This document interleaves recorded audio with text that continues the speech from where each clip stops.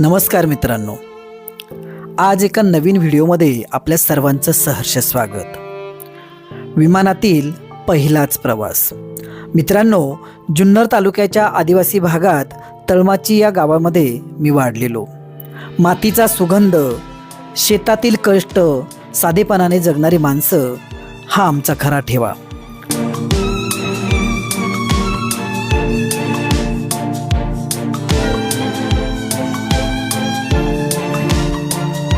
लहानपणी घराच्या अंगणात उभं राहून डोक्यावरून उडणारं विमान पाहायचो। त्या लहानशा ठिपक्याकडे बघत असताना मनात असंख्य प्रश्न उमटायचे। हे विमान कुठं जात असेल? त्यात बसलेली माणसं कशी असतील?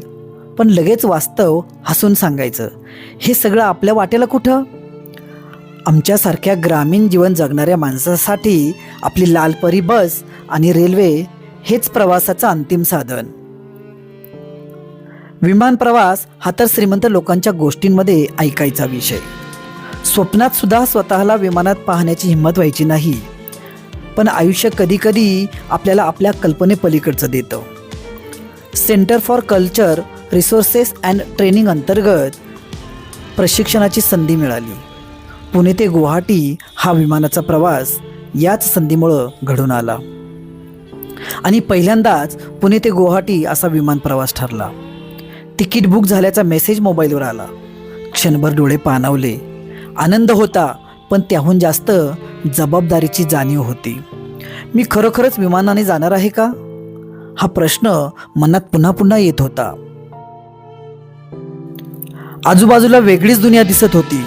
कोणी इंग्रजीत भाषांतर करत होतं, इंग्रजीत बोलत होतं, कोणी लॅपटॉपवर काम करत होतं, कोणी अगदी सराईतपणे चेक इन करत होतं आणि मी मात्र प्रत्येक गोष्ट जपून अनुभवत होतो, कारण माझा एअरपोर्टवर आणि विमानात पहिलाच अनुभव होता।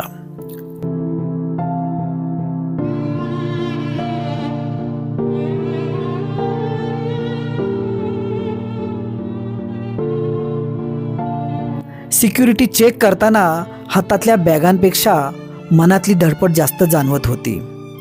बोर्डिंग पास हातात घेतल्यावर मात्र असं वाटलं जणू आयुष्याने मला एक नवीन ओळख करून दिली।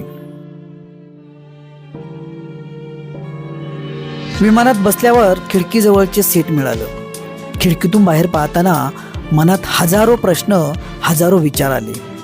विमान धावू लागलं, वेग वाढू लागला आणि अचानक जमीन दूर जाऊ लागली।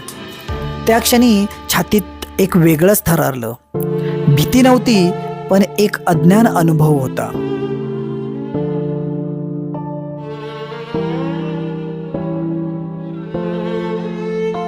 खाली दिसणारी घरं, इमारती, रस्ते सगळं हळूहळू लहान होत गेलं। ज्या शेतांमध्ये, ज्या घरांमध्ये आपण आयुष्य घालवलं, ज्या रस्त्यांवरून आपण चाललो, ते सगळं आता एका छोट्या चित्रासारखं दिसत होतं। आणि मनात एक विचार चमकून गेला, आपण आयुष्यभर ज्या गोष्टींना मोठं समजत आलो त्या इथून किती छोट्या दिसतात।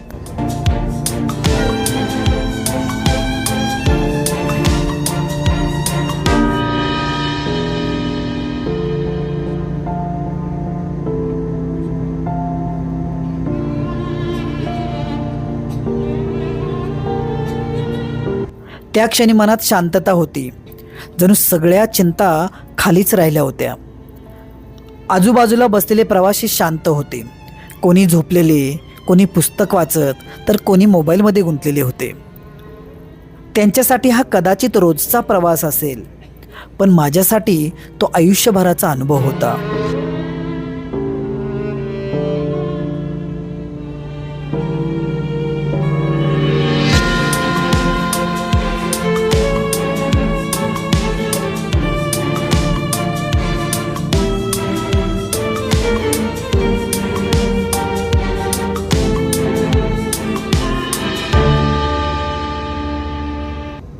मनात विचारांची गर्दी झाली। गावातील शाळा, विद्यार्थ्यांचे निरागस चेहरे, घरच्यांचा विश्वास, मी इथपर्यंत आलोय म्हणजे त्यांच्या आशा आकांक्षाची जबाबदारीही माझ्यासोबत आली आहे। त्या उंचीवर बसून एक गोष्ट स्पष्ट झाली, स्वप्न ही पैशांवर अवलंबून नसतात, तर ती धैर्यावर आणि जिद्दीवर अवलंबून असतात. विमानाचा वेग वाढला.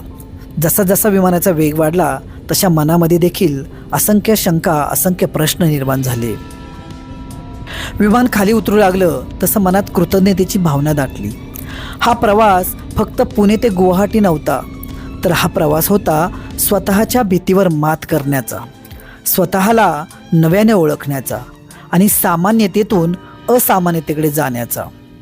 ग्रामीण भागात वाढलो म्हणून स्वप्न मर्यादित नसतात. संधी मिळाली तर आपणही आकाशाला गवसणी घालू शकतो. आज मागे वळून पाहताना वाटतं, त्या दिवशी विमानाने फक्त अंतर पार केलं नाही, तर माझ्या मनातील मर्यादा देखील पार केल्या. विमानातून खाली उतरलो, पण मन अजूनही ढगांमध्येच तरंगत होतं. हा प्रवास काही तासांचा होता, पण त्याने माझ्या आयुष्याला एक नवी दिशा दिली.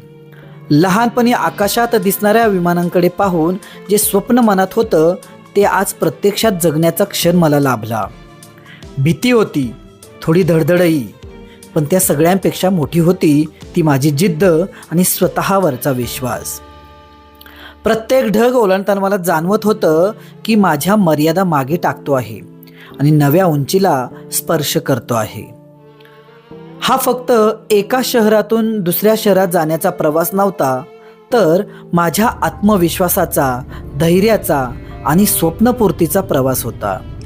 माझ्या गावाच्या मातीचा सुगंध मनात साठवून मी आकाशाला स्पर्श केला आणि त्याच क्षणी समजलं की स्वप्न पाहण्यासाठी नसतात, तर ती पूर्ण करण्यासाठी असतात.